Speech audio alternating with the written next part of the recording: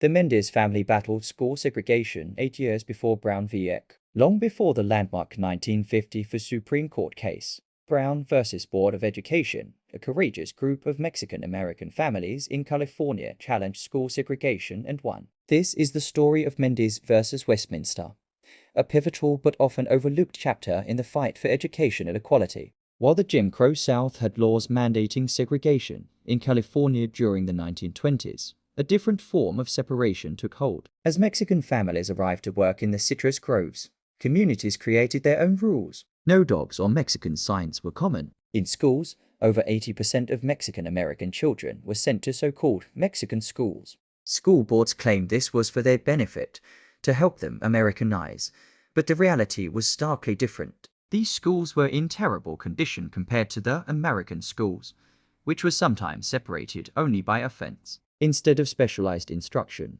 students were trained for manual labor.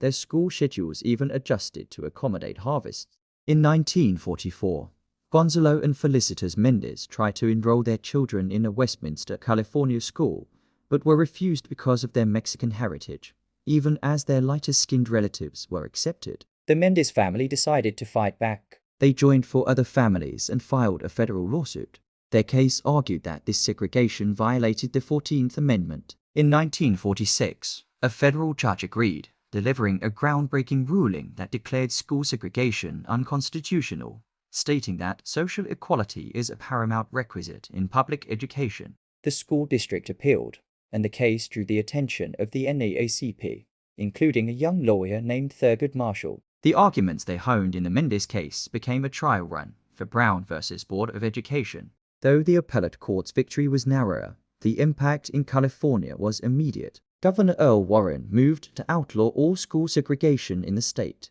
7 years later, as Chief Justice of the Supreme Court, Warren would preside over the historic Brown v. Board of Education decision, a ruling that stood on the shoulders of the Mendez family's fight.